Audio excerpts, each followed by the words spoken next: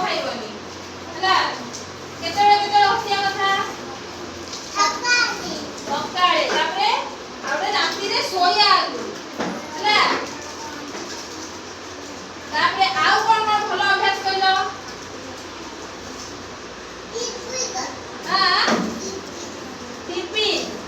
Tiffin ଖାଇବା ଆଗରୁ କଣ କରିବ? ହାତ ଧୋଇବ। Very good. ଆଉ ଖାଇସାରିଲା ପରେ ହାତ ଆଉ ମୁହଁ ଦିଟା ଯାକ ଧୋଇବ। ଏଇଟା ଭଲ ଅଭ୍ୟାସ। ଆଉ ଏମିତି ହାତ ଖାଇ ଦେଇକି ଯାଇକି କାଠି ବୋଳି ଦବନି ହାତ, ଏଇଟା ଖରାପ।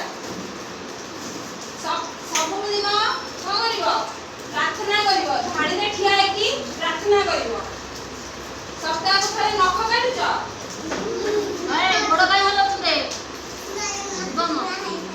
ହଁ, ସପ୍ତାହକୁ ଥରେ ରବିବାର ଦିନ ହଉ ତମେ ନଖ କାଟିବ। ହଁ, ନହେଲେ ମସିଆ ବସିଯିବ। Very good. ଠିକ ଜାଣିଛି। ଶୁଣୁଛ ସବୁ? ଜରି ଥାଉ, ଜରି ରଖିଥା।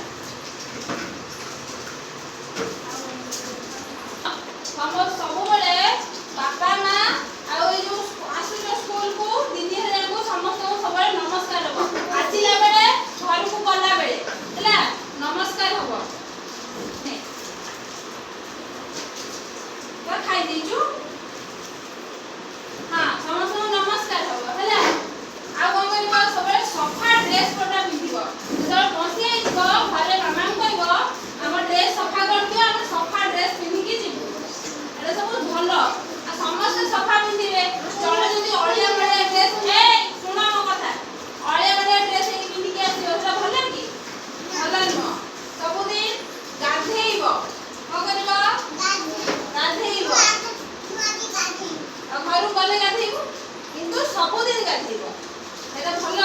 ନ ଗାଧେଇଲେ ଦେହରେ ମଳି ହବ, କାଛୁ କୁଣ୍ଡିଆ ହବ, କୁଣ୍ଡିଆ ରୋଗ ହବ, ପୁଣି ମେଡିକାଲ ଯିବ।